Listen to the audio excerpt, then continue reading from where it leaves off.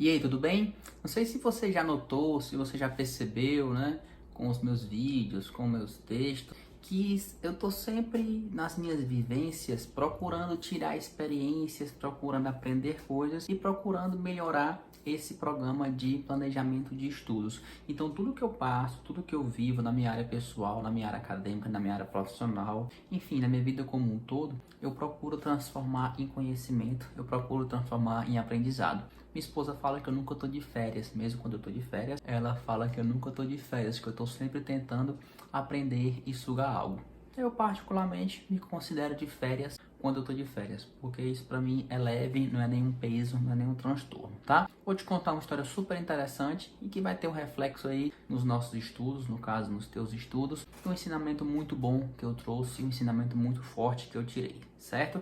Nas férias de julho desse ano, eu fui pro Uruguai com minha família, fui fazer um passeio ali por Uruguai, Montevidéu e região. Eu particularmente não gosto muito de ficar em casa nas férias e sempre que possível eu gosto de viajar nesse período de férias para fora do país. E para quem já fez uma viagem para fora do país, para o exterior, sabe que quando a gente chega no outro país, a gente passa por uma pequena entrevista na imigração. Na imigração, o profissional lá, ele vai tentar entender o que você pretende fazer no país deles. Se esse profissional desconfiar de algo, que você vai fazer alguma coisa errada ou algo que não está de acordo com a política de imigração do país dele, ele pode proibir a tua entrada no país. Ou seja, a hora da imigração é uma hora muito séria. Quando você desembarca, pega a tua mala e vai para a imigração, é uma hora muito séria, tá?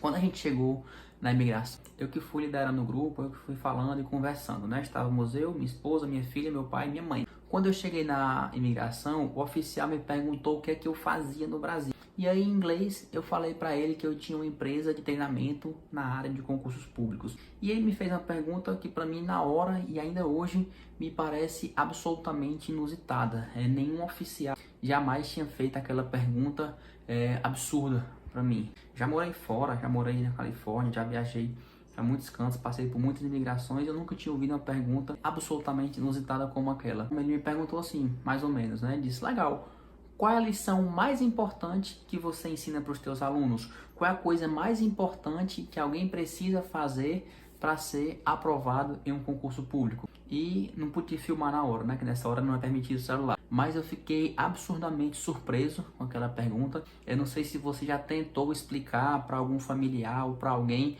o que é estudar para concursos para uma pessoa que não é da área. E aí eu me vi, né?